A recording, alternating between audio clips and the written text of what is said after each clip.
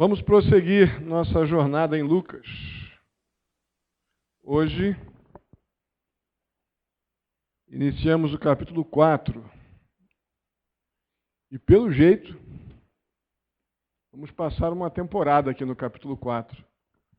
Vamos passar algumas quartas-feiras. Eu não creio que não chegarei na Páscoa junto com a ressurreição, morte e ressurreição de Jesus. Isso vai acontecer mais no Natal do que na Páscoa. Do jeito que estamos aqui no nosso ritmo em Lucas, mas não tem problema. Vamos lá, irmãos. Capítulo 4 de Lucas.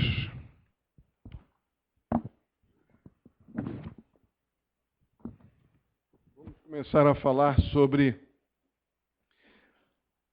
a tentação de Jesus. Eu estou surpreendido. Interessante isso, não é? Tantos anos, já preguei tantas vezes desse tema. E descobri até que já falei umas possíveis bobagens. Que coisa impressionante, né? Foi heresia, não, foi bobagem. Diferente. Quanta coisa nós temos aqui. Obrigado, Paulo. É dito esse momento da tentação de Jesus como um dos momentos, é conhecido esse momento como um dos momentos mais extraordinários, impressionantes da literatura universal. Eu fui procurar essa frase tinha respaldo e me surpreendi com a quantidade de lugares diferentes que fazem essa mesma afirmação. Quando eu li essa frase pela primeira vez, desconfiei um pouco. E os relatos, este episódio, este momento aqui, ele é conhecido na literatura de forma geral. Nós já sabemos o desfecho desses acontecimentos, mas nós vamos passar a olhar este contexto aqui da tentação de Jesus,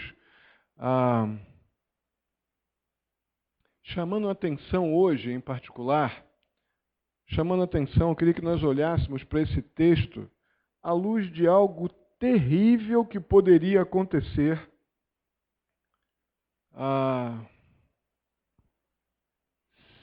se o desfecho, a conclusão deste episódio aqui fosse outra. Eu não estou entrando no mérito de Jesus pecar ou não pecar, poder pecar ou não pecar. Discutimos isso no Instituto Bíblico semestre passado. Vamos até falar um pouco daqui a pouco sobre isso. Mas eu queria que nós conseguíssemos olhar para este momento aqui agora, em particular os versos 1 e 2 que vamos ver hoje, como se nós não soubéssemos o desfecho. Apenas estamos vendo, olhando pela perspectiva de um assistente dos dias ali de Jesus pós-batismo. Jesus acabou de ser anunciado pelo próprio Pai como o Filho de Deus, tendo aquele momento visível, pelo menos para João Batista e para o próprio Jesus, daquela audível e visível, né, de Deus falando e o Espírito Santo vindo daquela forma corpórea de pomba, como vimos semana passada. Vamos tentar ser um daqueles que estavam ali olhando para aquele episódio e diante do que estava por vir logo depois daquilo, olhando para o cenário da tentação como se nós não soubéssemos o desfecho. É como se nós estivéssemos acompanhando uma pessoa andando por uma ponte estreita e instável em cima de um rio extremamente violento, e um pequeno passo em falso daria tudo errado. Mas quando eu digo tudo errado, é tudo mesmo. Eu gostaria que nós olhássemos por enquanto, para este momento de Jesus, nessa perspectiva. Um passo em falso de Jesus, a coisa seria muito complicada para sempre.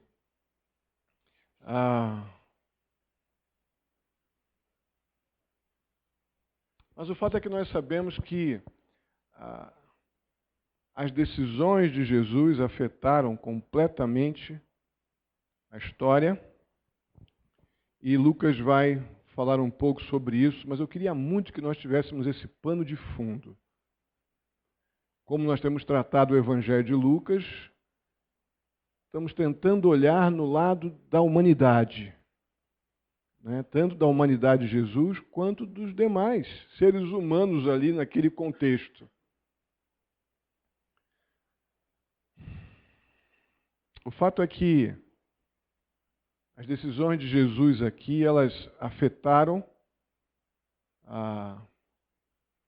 o presente daquelas pessoas ali, afetaram o futuro, onde nós estamos já agora inseridos, e afetaram a eternidade de uma forma determinante. Aquele último Adão, ou se Jesus como o último Adão, ou o segundo Adão, se ele tivesse sucumbido, como o primeiro Adão sucumbiu, quando tentado por Satanás, não haveria Getsêmani, não haveria Calvário, não haveria Páscoa, não haveria Pentecostes, não haveria perdão de pecados, não haveria eternidade com Cristo e com Deus no céu. Vocês dimensionam o que estava acontecendo ali no deserto? O tamanho daquilo. A fúria com que Satanás foi na direção de Jesus a fim de destruir o plano redentor de Deus através de Jesus Cristo, de impedir Jesus de cumprir sua missão. Vocês compreendem a magnitude do que aconteceu ali?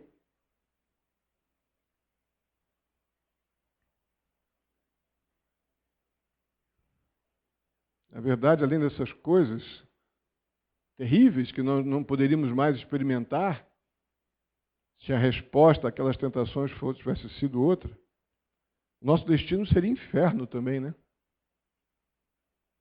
Não teríamos o que fazer. A gente se senta, às vezes, no trono da segurança de que, não, mas Jesus não pecaria. Eu já estou falando, né, do que disse que não falaria. Mas o Deus homem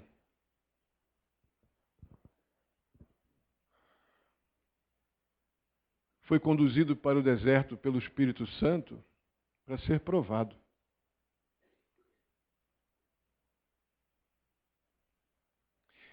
E Satanás lambeu os beiços, perdoem a péssima figura aqui, quando ele viu a possibilidade de destruir o Filho de Deus, no que diz respeito às questões eternas e salvíficas. Vamos lá então. Vamos ler os versos 1 e 2, vamos orar e vamos pensar no texto propriamente dito. Jesus, cheio do Espírito Santo, voltou do Jordão e foi levado pelo Espírito ao deserto, onde durante 40 dias foi tentado pelo diabo. Não comeu nada durante esses dias e ao fim deles teve fome. Vamos orar? Obrigado, Senhor, por estarmos aqui mais uma vez reunidos em Teu nome para Te adorar, para reconhecê-lo como o nosso Salvador, ó Deus, reconhecer a Tua providência em Jesus Cristo, ó Pai, para com a nossa culpa, o nosso pecado, ó Deus, o livramento que Cristo conquistou na cruz por nós, da eternidade separada do Senhor. Muito obrigado. Aceita a nossa gratidão, que possamos compreender, ó Deus, que o primeiro motivo para estar aqui, ó Pai, é o Senhor e a tão grande salvação que recebemos através de Jesus. Eu peço que o Senhor fale conosco pela Tua palavra, que possamos ser despertados para este momento importante das Escrituras. O Senhor, ó Pai, pela Tua misericórdia, ouça a nossa oração, que saímos daqui renovados, consolados, descansados, ó Deus, porque colocamos diante de Ti, ó Deus, o nosso clamor, a nossa súplica. Assim eu te peço, agradecido já em nome de Jesus. Amém. Ok, nós vemos aqui nos versos 1 e 2 algumas expressões importantes.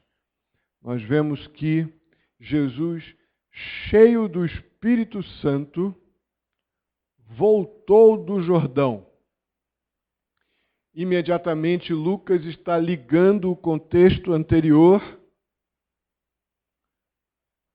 a este momento, o contexto do batismo, a narrativa do batismo, a esta nova narrativa da tentação de Jesus. Então, esses episódios estão dentro um do outro, um acabando e o outro imediatamente começando. Talvez essa seja a melhor arrumação das ideias aqui. Pensem comigo. Enquanto ali outras pessoas que foram também batizadas retornavam para casa depois do momento do batismo, de reconhecerem que eram pecadoras e indo então submeter-se ao batismo de João Batista, alguns retomando a sua profissão, não vemos isso? Os publicanos perguntando, como é que eu vou fazer então agora, mestre? Perguntando para João Batista, né? Os soldados da guarda pretoriana perguntando, como é que vamos fazer agora? E João dizia como eles tinham que fazer. Então agora estavam voltando para os seus afazeres, são os versos 12 e 14 do capítulo 3, com uma mente transformada, com uma nova visão da vida, dispostos a honrar a Deus com aquilo que eles compreendiam da obra de Cristo em favor deles, a necessidade de arrependimento e de mudança. Mas para Jesus começava um momento completamente diferente, na verdade, ainda desconhecido. Lembra do Deus homem, do Jesus homem, algo que para ele ainda era novo, mas que estava começando definitivamente também ali. Uma realidade de vida, uma dinâmica de vida totalmente diferente da vida que até então ele tinha, cuidando da sua casa, da sua mãe, dos seus irmãos, como filho mais velho. Agora ele está sendo lançado no ministério através daquilo que eu poderia chamar de fogo, um grande fogo. Jesus foi para o deserto, um ambiente de isolamento, coisa que até então ele estava com os seus em volta dele, praticamente o tempo todo. E o texto nos sugere que a saída para o deserto não foi uma escolha de Jesus. Eu vou para o deserto agora porque eu vou encarar Satanás. Se a gente olhar para o texto corretamente, nós vamos ver que Jesus, então, voltou do Jordão, onde ele havia sido batizado. Já teve o momento, então, da oração, ou melhor, do momento onde Deus falou ali e foi ouvido. Este é meu Filho amado, em quem eu tenho grande prazer. O Espírito de Deus, então, estava plenamente em Jesus, como vimos semana passada. E o texto nos diz que ele foi levado pelo Espírito, este Espírito que o tomou plenamente. Ele estava totalmente habitado pelo Espírito, e esse Espírito o conduziu para o deserto.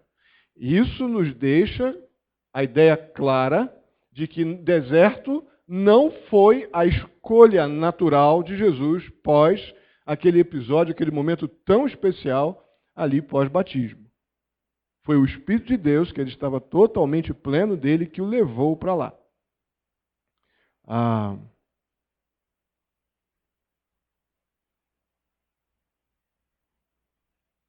Essa condução do Espírito de Deus de forma irresistível, de forma soberana, tinha uma finalidade muito bem determinada por Deus, e acredito que a intenção de Deus em conduzir Jesus nos primeiros momentos de uma realidade de vida completamente nova dentro do cumprimento da sua missão, da motivação ou do motivo para o qual ele veio ao mundo. A intenção de Deus é que Jesus fosse tentado por Satanás no deserto.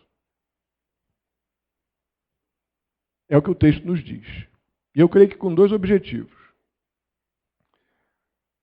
A tentação na perspectiva de Satanás tem o objetivo de fazer a pessoa tentada agir de maneira contrária à vontade de Deus. Ou seja, a tentação na perspectiva de Satanás tem o objetivo de fazer o outro pecar. Agora, partindo de um pressuposto básico de que Satanás não é um ser maligno autônomo, está debaixo da autoridade de Deus, que conduziu Jesus para o deserto, mediante a ação do Espírito Santo para que ele fosse tentado. Partindo desse pressuposto, a tentação na perspectiva de Deus, ela tem uma outra visão, está muito mais ligada a uma prova, a uma oportunidade para que aquele que está sendo provado seja provado em sua lealdade para com Deus. Lealdade para com aquilo que já confessou. E sem andar muito, apenas um exemplo, foi exatamente assim com Jó, principalmente nos capítulos 1 e 2. Poderia ir para vários outros lugares, vou ficar só com Jó. Satanás procurou mastigar Jó, a ponto de que ele desejasse abandonar a fé e pecar. Mas o propósito de Deus naquele episódio onde Deus permitiu que Satanás tocasse em Jó, não era para destruir Jó, mas era para aprofundar, deixar Jó mais profundo na fé. Aquele homem lá do capítulo 1, onde Deus testemunha a respeito de Jó, dizendo, olha, como este sobre a terra não existe ninguém. Então, quando Deus permite que Satanás haja com aquilo que lhe é comum, Deus age com aquilo que lhe é comum. Que é permitir a tentação como uma prova, como uma oportunidade para que eu tenha a minha lealdade provada.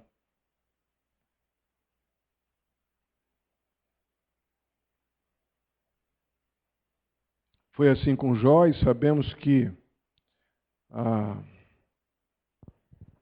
Satanás tentou tirar tudo, desde os bens materiais até saúde, família, e Deus, Jó pôde testificar da sua, apesar de todos os momentos de dor e muitos momentos de cansaço, fraqueza emocional, física, espiritual, Deus lhe concedeu o capítulo 42 do seu livro. Antes eu te conhecia só de ouvir, mas agora os meus olhos te veem, por isso eu me arrependo no pó e na cinza. Não é? E Deus vindicou Jó completamente depois de Jó ter sido aprovado, tanto nas tentações impostas por Satanás, quanto na permissão das provas que Deus concedeu a Jó, testemunhando do seu amor, da sua lealdade, da sua perseverança, mesmo em meio a grandes, imensas lutas. Então nós podemos dizer que Jesus foi tentado aqui em dois sentidos no nosso texto. Do ponto de vista do propósito pretendido por Satanás nessa tentação, Satanás quis incitar ou conduzir o Filho de Deus a agir em desobediência ao Pai. Grande objetivo. Vou destruir a autoridade de Jesus, tornando uma pessoa desobediente. Com isso, ele estaria impedindo, tirando de Jesus a capacidade de cumprir a sua missão, que tinha como um propósito definido, de representar, estabelecer o reino de Deus na terra, de ser o porta-voz da boa nova da salvação e a própria boa nova da salvação. Esse era o grande propósito pretendido por Satanás. A segunda perspectiva que a gente encontra, então, no que diz respeito ao nosso texto, agora do ponto de vista de Deus, para Deus a tentação de Jesus foi uma oportunidade de Jesus Cristo provar que ele é adequado, perfeitamente qualificado para cumprir a sua missão como Filho de Deus. E Deus permitiu que fosse assim, soberanamente Deus conduziu a Jesus para aquele momento ali de grande, grande desafio. E é por isso que vamos voltar a olhar mais especificamente para o texto, nos versos 1 e 2. O que nós vemos aqui é Satanás entrando pessoalmente num campo de batalha. Vocês já me ouviram falar sobre isso antes? Eu costumo dizer que aqui não era demôniozinho secretário, não era nenhum tipo de demôniozinho ajudante, não. Aqui era Satanás mesmo, babando com a chance de tentar destruir o Filho de Deus, o Filho do homem. Ele sabia que aquela oportunidade era preciosa. Ele sabia aquilo que a gente muitas vezes acaba questionando, né, que a gente não gosta de pensar muito facilmente no 100% homem, no 100% Deus. Mas Satanás sabia perfeitamente dessa realidade. E ele foi com força para destruir o 100% homem. Foi com tudo que ele podia na humanidade de Jesus. Durante aqueles 40 dias, Satanás, como o príncipe das trevas, o senhor do mal, ele seguramente investiu com tudo que ele podia no que diz respeito às milícias satânicas, com tudo que ele podia contra o Senhor Jesus. Percebam que o texto nos dá uma ideia de continuidade e não de algo que aconteceu por partes. Vou explicar isso melhor. Vemos no verso 1 que Deus conduziu pelo seu Espírito Jesus para o deserto. Verso 2, onde durante 40 dias, então não foi um episódio isolado. Por 40 dias, Satanás e as suas milícias infernais atribularam Jesus de todas as formas.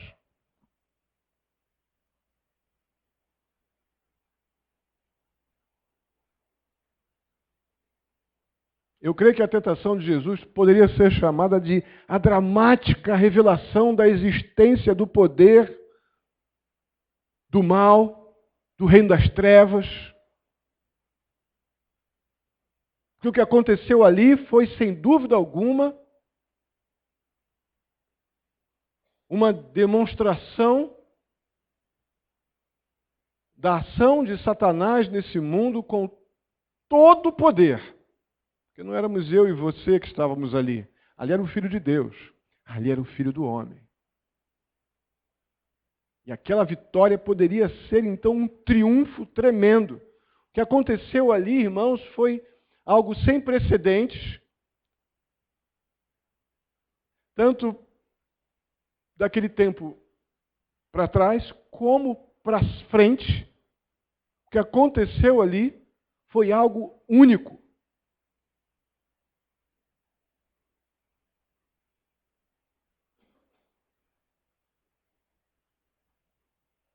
Como sabemos, a história da tentação, ela mostra o diabo como um espírito maligno e como inimigo de Deus.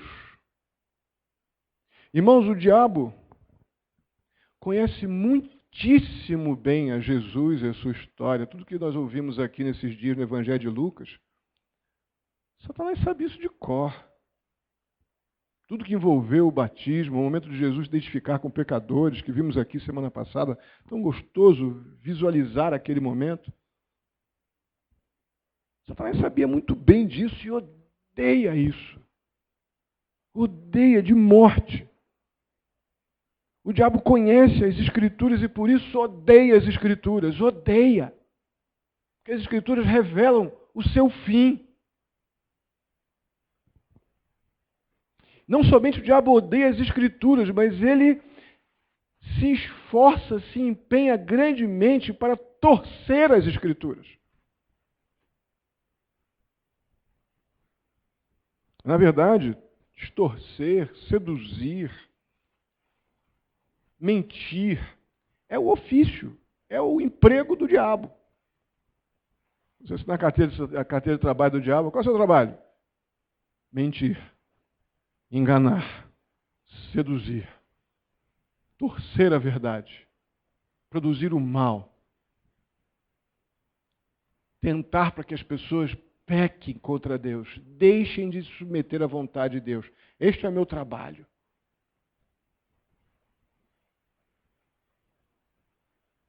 Eu não tenho a menor intenção, vocês sabem, já falei isso em outras ocasiões e vou repetir. Eu não tenho a menor intenção em nos tornar especialistas aqui em diabo.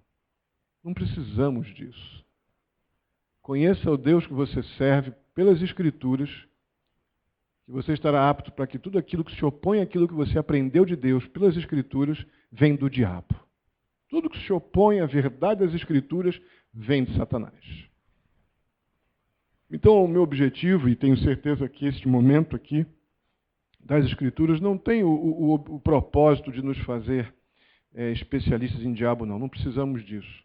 A questão é que para a gente poder lidar biblicamente com essas ciladas do maligno, eu vejo que, não somente esse episódio aqui, mas outros momentos nas Escrituras onde vemos o modus operandi de Satanás, eu vejo como uma oportunidade muito preciosa para a gente conhecer a mentalidade do diabo. Enquanto sabemos que a mente de Cristo nos leva para uma vida conformada à imagem dele mesmo, a mentalidade do diabo é destruir a imagem de Deus na nossa vida. Compreender isso pelas Escrituras é interessante. Ter um conteúdo bíblico na minha cabeça que me faz perceber a metodologia de Satanás tem a sua importância. Por quê? Comentava hoje com o Jean, e até depois fizemos uma analogia com o futebol, que é a mesma coisa, né? Lá quando eu estava na tropa, a gente, quando ia fazer um ataque a alguma posição defendida, o que nós fazíamos antes? Nós fazíamos uma investigação. Nós mandávamos aqueles, na linguagem nossa, seriam os espiões, mas os homens ponta, que a gente chamava, para se colocar em locais estratégicos para ver como é que tipo de armamento aquele grupo, naquela defensiva, usa ou usava, ver o tipo de viaturas que entram e saem, horários. Eu tenho que conhecer o máximo possível do inimigo, para no momento que eu tiver que me defender ou atacá-lo, eu estar em condições de vencer. Não é? Jean comentávamos isso, o futebol é a mesma coisa, né? Você não vai para um jogo de campeonato, ou qualquer que seja o jogo, né? Sem conhecer as estratégias do adversário, para poder você se preparar para vencê-lo. Não é? Eu creio que a coisa anda muito nessa direção. A gente precisa lembrar que Satanás nos coloca, como vemos ali o texto de Gálatas nos exortando, de que há uma milícia, uma luta, um conflito da carne contra o espírito, é por causa disso aqui. Este episódio nos mostra aqui muito claramente uma guerra da carne contra o espírito.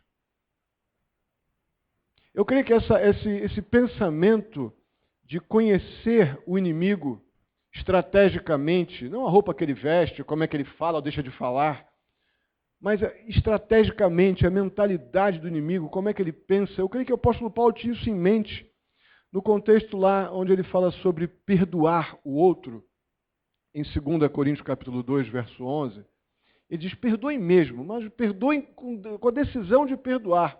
Aí ele diz lá, a fim de que Satanás não tenha vantagem sobre você. Então não perdoa de meia boca, não. Se você vai perdoar, perdoe como você foi perdoado. Aí ponto e vírgula. Pois não ignoramos as suas intenções. É isso aqui. Essa é a pegada. Agir biblicamente nesta luta da carne contra o espírito, para que possamos estrategicamente tomar posição contra Satanás e as suas incansáveis investidas sobre nós, os crentes. Ele não está nem um pouco preocupado com quem já está do lado dele. apenas em continuar, criar todo o ambiente para que eles continuem mortos. Mas o objetivo de Satanás é você, eu, a igreja de Cristo.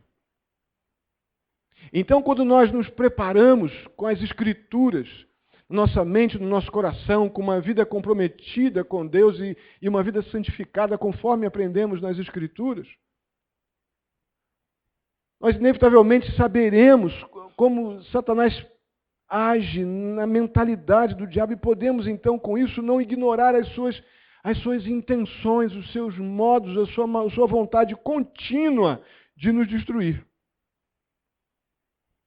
Desde o princípio do processo de revelação, lá quando a Bíblia começou a ser entregue pelo Espírito de Deus aos escritores sagrados, a gente vê repetidamente e intensamente a ação de Deus, a ação do reino das trevas, tentando de todas as formas impedir o prosseguimento da humanidade, revelando a imagem criada, a imagem e semelhança de Deus, com propósitos objetivos de gerar redenção para o homem. Desde o comecinho da história da humanidade, o pai da mentira já mostrou a cara como serpente. Quando Israel está para se tornar o povo eleito de Deus, ainda no contexto do cativeiro egípcio, Satanás imita os milagres que Moisés vinha produzindo através dos mágicos egípcios, lembra disso? Quando o Filho de Deus surge em carne, ele tenta de todas as maneiras, como estamos vendo aqui, fazê-lo tropeçar. E mais adiante, quando estivermos ele perceber, identificar como conhecedor muito bem das Escrituras, que a aproximação daquela última etapa do estabelecimento do reino de Deus, lá em Apocalipse 20, verso 3, vamos ver que ele vai agir com uma fúria tremenda por um pouco de tempo. Outubro vamos voltar àquela série, vou dar aquela série de novo da volta de Cristo, completa aqui. Vamos relembrar isso. Então, Satanás, desde o princípio, ele tem esse trabalho incansável de tentar destruir a criação de Deus, o estabelecimento do reino de Deus, a redenção dos filhos de Deus. Ele vai continuar fazendo isso sempre. É por isso que é tão importante não ignorarmos seus desígnios. A gente fica aqui numa situação...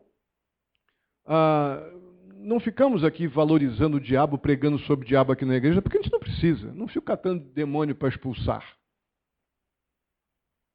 Se uma pessoa entrar aqui possessa de demônio, vamos levar lá para a minha sala e vamos orar e Deus, por misericórdia, de libertar aquela pessoa com o objetivo de que ela seja evangelizada.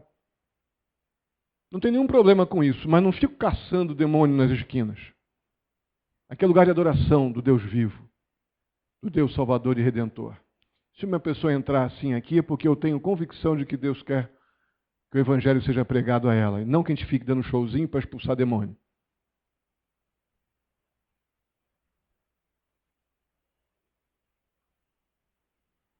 Mas o fato é que nós não podemos ignorar com esse histórico que Jesus tem, que o diabo, Satanás tem desde o princípio, de tentar impedir que Deus complete a sua obra salvadora, redentora, através de Jesus Cristo. Eu não posso viver na vida como se o diabo fosse um inimigo aposentado, porque ele não é. Nem um pouco. Está botando para quebrar, com a intenção de matar você. Fazendo aquilo que lhe é comum, totalmente natural. Mentir, seduzir, enganar, torcer a verdade, usando preferencialmente as Escrituras. Ele continua o mesmo, ele não mudou nada. A tentação que o Senhor Jesus teve de superar no deserto foram enormes, irmãos.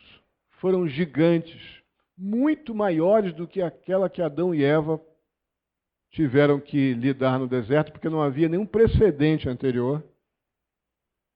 Satanás ficou muito tranquilo ali naquela posição de seduzir, enganar, e o homem e a mulher, em vez de obedecer à voz de Deus, deixaram-se então enganar. Pararam para ouvir e foram enganados. Até mesmo na nossa realidade hoje, Satanás, nós temos todo tipo de precedentes, nós sabemos muito bem o que Satanás pode fazer, e às vezes alguns não tão bem. Acham que ainda podem brincar com o diabo ainda como se fosse pudesse brincar de pique-esconde com o diabo. Não se brinca de pique-esconde com o diabo, sabe por quê? Ele pega todas. Ele vai pegar todas. Ele é expert em mentira, engano, esconderijo, escondidinho, escurinho. Ele é campeão nisso aí. Brinca de pique, pega com o diabo, ele pega todas. Agora, reconheça o Senhor em todos os seus caminhos. Sujeite-se a Deus. E então, resista a Satanás, e ele fugirá de vocês. Vemos lá em Tiago. Mas caso contrário, qualquer outro tipo de brincadeira com o diabo, vamos perder. Estamos de fralda em relação a toda a malignidade que Satanás tem. Mas aqui no nosso texto, por que a tentação de Jesus é tão maior do que qualquer que a gente possa passar hoje, ou muito mais ainda de Adão e de Eva? Jesus estava num deserto completamente árido, com terra, pedra, calor, sendo levado não por escolha para o deserto. Não deu tempo de fazer uma boquinha, pelo menos beber um Gatorade ou comer um sanduíche natural. Não vemos esse episódio acontecendo. O texto nos diz que dali das margens do Jordão, Jesus foi levado para o deserto. E começou uma batalha extremamente violenta para o Deus homem.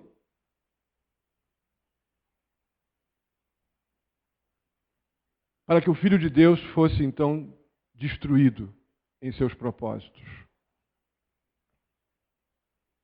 Irmãos, eu acredito que o que começou a acontecer nessa chegada no deserto foi algo ininterrupto.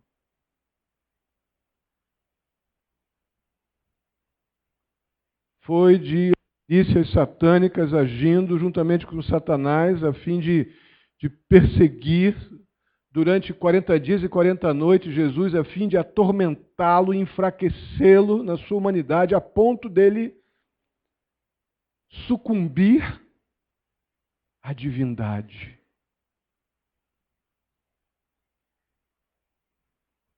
Não vou mais agir como homem. Você vai ver, diabo, eu vou agir como Deus. Isso não aconteceu. Jesus foi, durante aqueles 40 dias, violentamente tentado, perseguido por Satanás. Irmãos, se nós não tivéssemos o relato de Mateus 4, que é a única citação que temos desse mesmo episódio, e ali fala que Jesus jejuou por 40 dias e 40 noites, o que nos leva a muito sem reflexão a pensar que Jesus ficou se preparando 40 dias para ir para o deserto. Isso é uma leitura sem interpretação devida, como eu por algum tempo fiz. O fato de Jesus ter ficado 40 dias no deserto, como Lucas deixa bem claro, como um ótimo historiador que ele é, diz que ele ficou ali sem comer. E não teve um preparo prévio de 40 dias se preparando para tal. O texto de Lucas nos diz que ele ficou no deserto, onde durante 40 dias foi tentado. Todos os dias, de manhã, de tarde, de noite. Sabe o que isso indica para a gente? Jesus não comeu porque não dava tempo. Porque até João Batista amassou lá uns gafanhotos e misturou com mel bravo lá e comia alguma coisa no deserto. No mínimo podia passar uns ratinhos lá do deserto, uns coelhos, uns coiotinhos ali pelo deserto para Jesus abater se ele quisesse.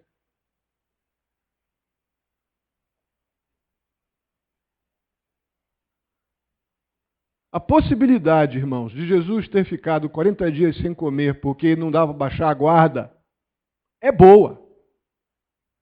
É boa. Muito boa possibilidade.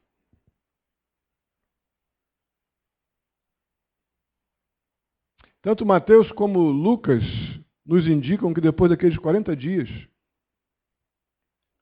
Jesus ficou muito debilitado. Alguns comentaristas dizem que Jesus ficou mortalmente debilitado. 40 dias sem beber e comer. Numa peleja espiritual e física altamente extenuante. E agora sim, o tentador, aproveitando a debilidade física, o cansaço de Jesus, agora sim o diabo vai definitivamente com 3 tentações para pegar. Em áreas, pelo menos 2 das 3, muito comuns a nós. Muito comuns a nós. Que vão nos ensinar muito. Mas isso veremos semana que vem.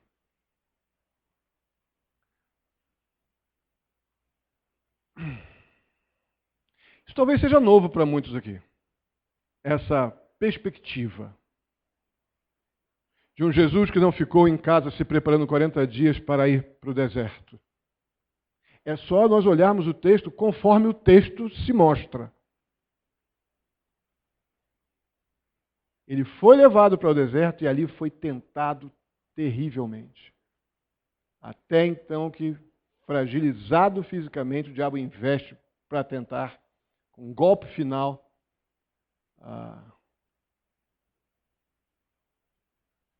tirar Jesus dos propósitos para o qual ele foi enviado. Eu creio que nós temos algo muito precioso para aprender aqui. Jesus não deixou de ser Deus em momento nenhum.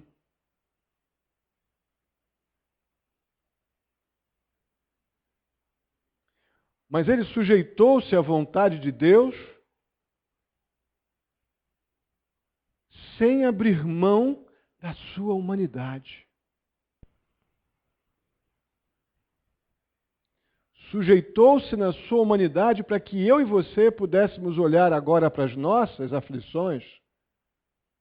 E eu, sem querer diminuir de forma alguma as lutas de cada um aqui. Cada um tem as suas lutas e nós sabemos onde o nosso calo mais aperta, onde ele mais dói. Mas, sem dúvida alguma, as aflições de Jesus, como tanto Filho, como Deus homem, como Filho de Deus, nos levam a crer que Ele conhece plenamente as minhas aflições. Ele é perfeitamente capaz de se compadecer das minhas lutas. Ele é perfeitamente capaz, como o apóstolo Paulo transcreveu,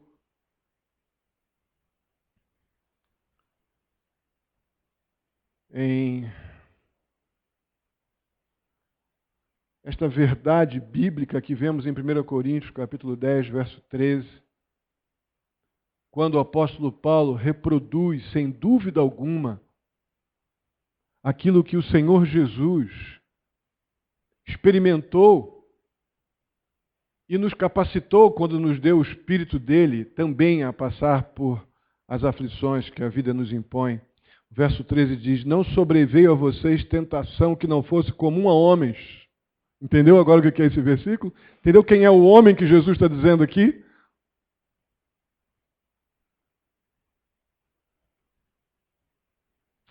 Mas Deus é fiel. Deus esteve com Cristo o tempo todo. O tempo todo. Ele não permitirá que vocês sejam tentados além do que vocês podem suportar. Mas quando forem tentados, ou seja, vocês serão nós seremos. Não está perguntando se vocês forem tentados, não é quando vocês forem. Ele mesmo lhes providenciará um escape. Eu gosto muito desse texto. Para quê? Para que possamos suportar. Vamos ver no decorrer das próximas mensagens qual foi o escape do Senhor Jesus.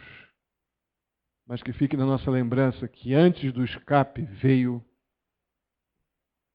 um momento de grande dor. E se Deus sujeitou o seu próprio Filho às agruras, às aflições das tentações, por que Deus soberanamente não permitiria isso a nós, para que pudéssemos ser provados em nossa lealdade e em nossa fé? Amém? Vamos ficar de pé, vamos orar.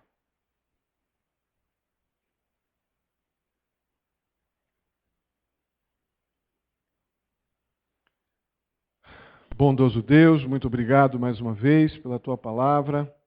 Muito obrigado pela oportunidade de refletirmos num tema tão delicado, mas tão real, tão comum a todos nós. É muito confortador ver a Tua soberania, ó Deus, sobre o príncipe das trevas. É muito bom, ó Deus, ver que o Senhor levou o Seu Filho Jesus para o deserto. O diabo, ó Deus, estava ali cumprindo os propósitos do Senhor. Apesar disso ter gerado muitos momentos de grande aflição, ó Pai, em Jesus Ele esteve ali e venceu. Nós estamos aqui contigo, ó Pai, e contigo, em nome de Jesus, também podemos suportar as aflições e nos apegar ao escape que o Senhor sempre tem preparado para aqueles que te amam. Muito obrigado pela tua palavra. Assim eu te agradeço em nome de Jesus. Amém.